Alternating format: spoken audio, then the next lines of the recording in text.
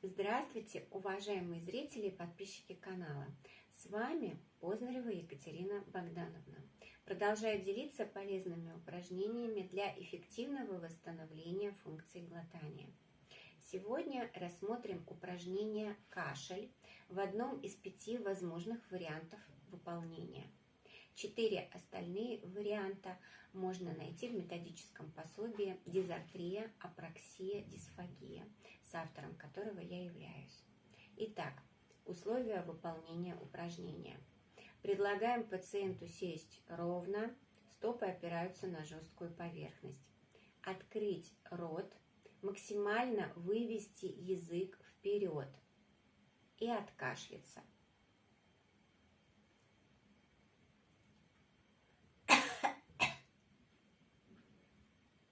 Важно в процессе выполнения удерживать язык вне полости рта, не втягивая в исходное положение.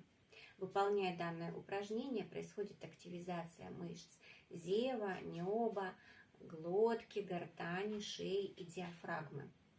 Хочется отметить важность включения подобной тренировки в комплекс мер по восстановлению глотания, поскольку способность откашляться – это важное условие безопасного глотка. Рекомендую выполнять упражнения исключительно до еды, поскольку после еды есть риск попадания остатков пищи из полости глотки и преддверия гортани в дыхательные пути. Будьте осторожны. Спасибо за внимание. Подписывайтесь на канал и до новых встреч!